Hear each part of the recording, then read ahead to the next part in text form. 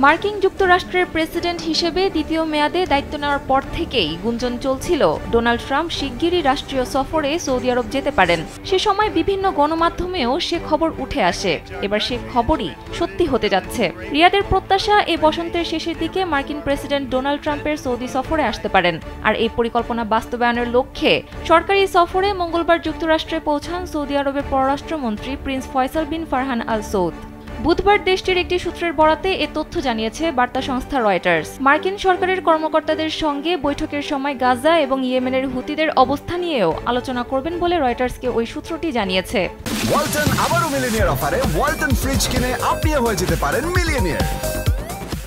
বার্তা সংস্থাটি তাদের প্রতিবেদনে আরও জানিয়েছে, গত সপ্তাহে মার্কিন শুল্ক ঘোষণার আগে এই সফরটি নির্ধারিত হয়েছিল। ট্রাম্পের শুল্ক আরব বাজারকে বিপর্যস্ত করেছে এবং সৌদি আরবের প্রধান রপ্তানি তেলের দাম কমাতে পারে এমন বৈশ্বিক মন্দার আশঙ্কা তৈরি করেছে।